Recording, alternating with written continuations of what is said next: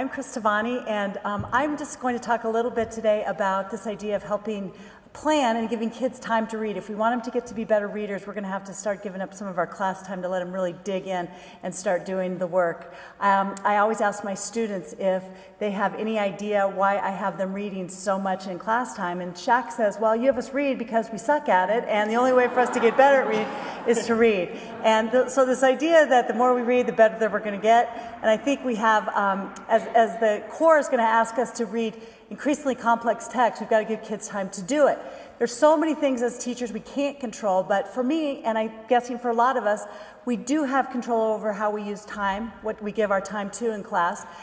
We also can show our kids how we're making sense of complex text, but then also choosing appropriate text.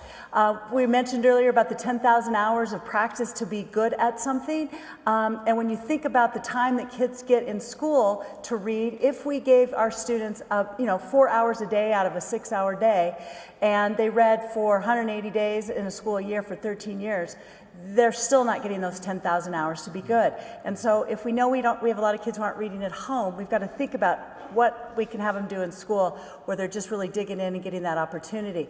So a lot of the work that I'm trying to do is think about not really what I'm going to be doing during class, but what I want my kids to be doing, what I want them to be reading, what I want them to be writing, what I want them to be talking about.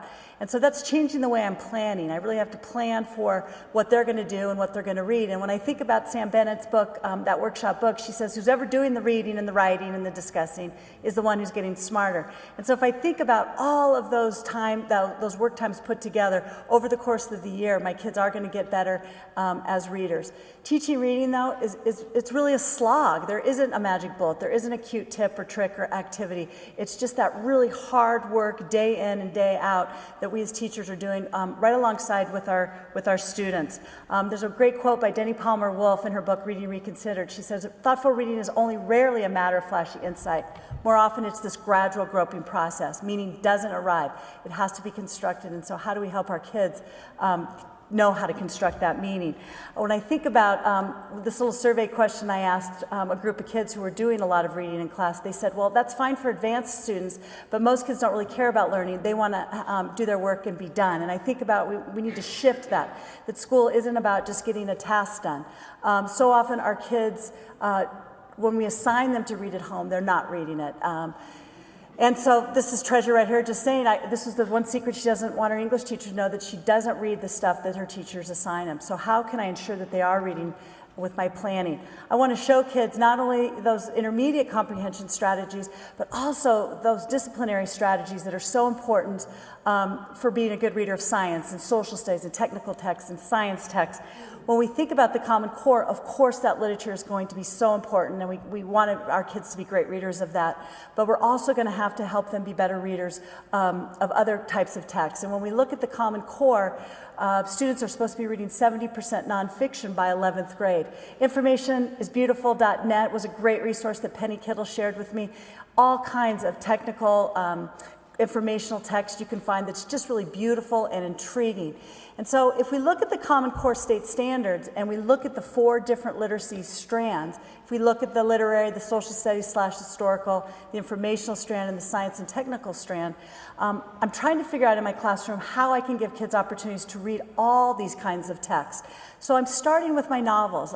This was the last unit we worked on first quarter. Tim O'Brien's The Things They Carried was our anchor text, but from that I went back to the core and I tried to think about all the different kinds of texts that I could companion up with that novel in order to give kids opportunities to build their background knowledge about it. C.S. Lewis says we read so we know we aren't alone. It's so important that we help our students know that when they read, that someone's been there before them and has survived. There's a great quote on the next coming up from F. Scott Fitzgerald, and he says, that part of beauty of literature is you discover that your longings are universal longings, that you're not lonely and isolated from anyone you belong. Reading is so much more than just getting a task done or getting through pages. It's really getting kids, as Stella said, to really love a book. So for me, I've got to really think about how I plan so kids get to do the majority of the work. I also have to read. I'm a slow reader still, but I've got to really sift and sort and find text that's going to be intriguing. And I have to eliminate the things in my classroom that take away time. And if I do, I'll have students like Sarah say, reading every day makes you smarter because it builds vocabulary, reading comprehension, and helps you understand more about the world and yourself. Thank you very much.